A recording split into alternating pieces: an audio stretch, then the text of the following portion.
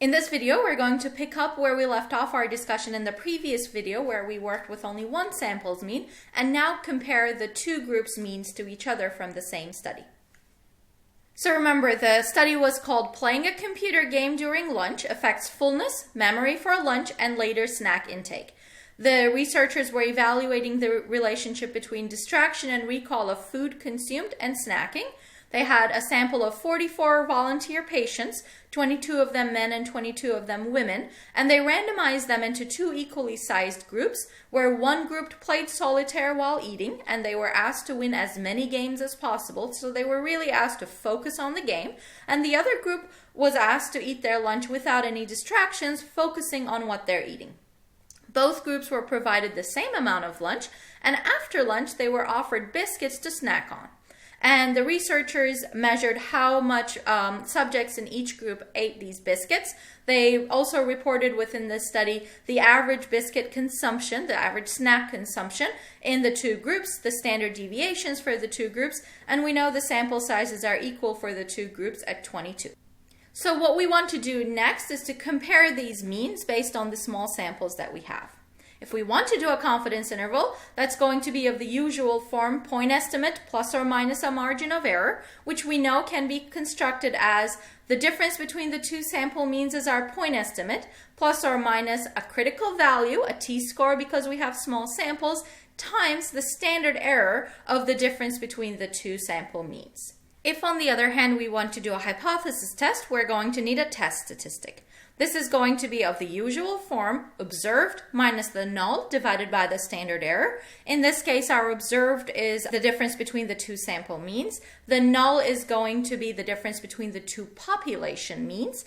And the standard error of the difference between the two sample means, we actually know how to calculate that. Remember from before, the standard error between the two sample means can be calculated as the variance of one sample divided by the sample size for that sample plus the variance of the other one divided by that sample size, and then we take the square root of everything. And once again, the test statistic for this particular setup is a t-statistic because we have small samples. So everything we've said is very similar to what we've seen before with the z-based inference, where we were working with large samples. However, the new item here is once again the degrees of freedom. And the degrees of freedom for the t-statistic are calculated differently when you have one group versus when you have two groups.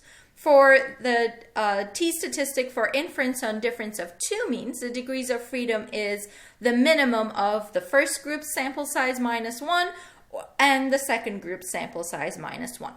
So this is a pretty conservative estimate of the degrees of freedom. If you are at all familiar with these methods or have perhaps looked through another statistics book, you might find a few other estimates for the degrees of freedom as well. This is not the exact degrees of freedom. The exact formula is actually kind of complicated to calculate by hand. However, this is a pretty good conservative estimate, and we like being conservative when we're doing inference, especially based on small samples, because we don't want to act like we have more degrees of freedom, or in other words, more data than we actually do.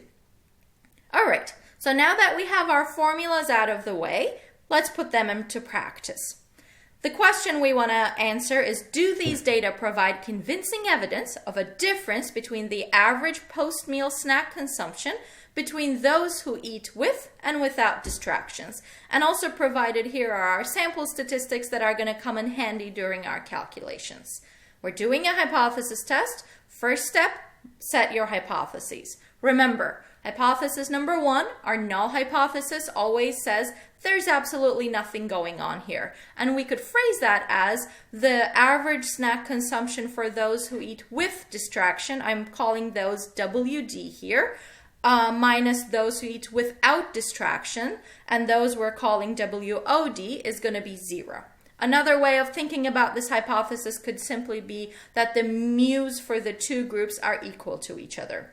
Another thing to pay attention to is I'm using mu and x, not x bar, as usual, because the hypotheses always need to be about the population parameters that are unknown and not the sample statistics that we already know. We do know the sample statistics for the two groups are different from each other, the two sample means. That is not of interest to us. That is just something we're going to use to see if we can find evidence for the population at large. The alternative hypothesis is then going to be that the difference between the two mu's, the two population means, are different from each other because our research question is looking for a difference in either direction. The first thing we need to figure out is what is our point estimate. Our point estimate is the difference between the two sample means, which comes out to be 52.1 minus 27.1. That's 25 grams is the observed difference.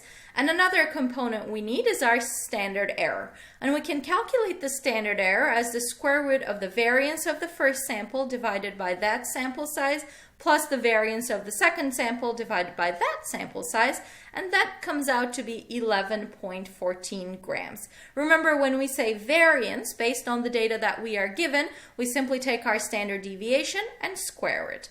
So we have our point estimate, we have our standard error, we have our null value. The calculation of the test statistic should be fairly straightforward. The t-statistic, because we're working with small samples, is the point estimate 25 minus 0 from the null value divided by the standard error we calculated. That comes out to be 2.24. Then, the one more component we need to find the p-value is going to be the degrees of freedom. And remember, for two groups, we calculate the degrees of freedom as the minimum of either of the sample sizes minus 1. Since both sample sizes are 22, subtracting 1 from that gets us 21, and so our degrees of freedom is once again 21. We're almost there. We can almost make a decision once we find our p-value, but the step we need to do right before that is always to draw our sampling distribution. So here we have drawn the t-curve. Our observed t-score is 2.24, so we shade anything beyond that in either direction because our alternative hypothesis is two-sided. So we're shading the upper tail above 2.24 and the lower tail below negative 2.24. So the next step is simply to find the p-value. If, on the other hand, we wanted to simply estimate the difference using a confidence interval, we could again use the same data to do so. We already calculated our point estimate, that was 25. We calculated our standard error, that was 11.14. Those are just from the previous slide. And we have our sample statistics from the original study as well. We calculate our confidence interval of the form point estimate, the sample difference between the sample means, plus or minus our margin of error constructed as the t-score times the standard error. Our point estimate is 25. The t-score that we need here is 2.08 for a 95% confidence level. If you're not sure where that number is coming from, make sure that you review the previous video where we worked with the same data set and found the critical value for a t-score with 21 degrees of freedom for the 95% confidence level times the standard error that we calculated in the previous slide. Then our margin of error comes out to be 23.17 grams, and the overall confidence interval can be constructed as 25 plus or minus that margin of error, which when you do the math comes out to 1.83 grams to 48.17 grams. So, to recap everything that we've done here, we started with this study where the researchers randomly assigned respondents to either play solitaire while they're eating their lunch, so be distracted, or not be distracted and focus on their lunch. And we observed that post-lunch, the group that actually played solitaire, so that were distracted, ate a higher amount of snacks than those who were not distracted during their lunch. However, just because we observe a difference in sample means doesn't necessarily mean that there's something statistically significant going on in the actual population. So, we want to use statistical inference methods to see if results that we're seeing in the sample can be extended to say something meaningful about the effect of distraction on snacking post-meal. And the effect that we can think about here is actually a causal one. And we are usually pretty careful about making causal statements in statistics. But why are we able to do that here? We have a randomized controlled experiment. So Conceivably, all other confounding variables that could be associated with further snacking are controlled for here. And if the study is indeed well designed and randomized and controlled, we can indeed talk about causality. In terms of the techniques that we've used, we constructed a confidence interval for the difference between the average consumption of snacks post-meal, and we found that that confidence interval was somewhere between 1.83 grams to 48.17 grams. We can interpret that to say that we are 95% confident that distracted eaters on average consume 1.83 grams to 48.17 grams more snacks than non-distracted eaters post-meal. We also did a hypothesis test, where in the null hypothesis we set the two population means equal to each other, and in the alternative hypothesis we were looking for a difference in either direction. We calculated a smallish p-value. A 0.04 was about the p-value that came out of that hypothesis test.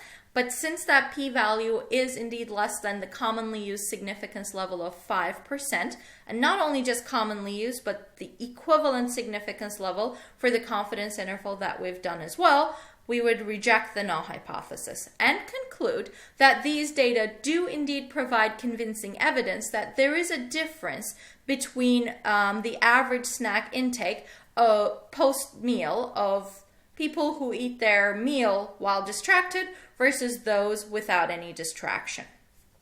What we always want to do when we use these two methods is to see if they actually agree with each other. We rejected the null hypothesis that set the difference between the two means equal to 0, and therefore that null value should not be included in our confidence interval. And indeed, 0 is not in our confidence interval, so we can see that the two methods do indeed agree with each other.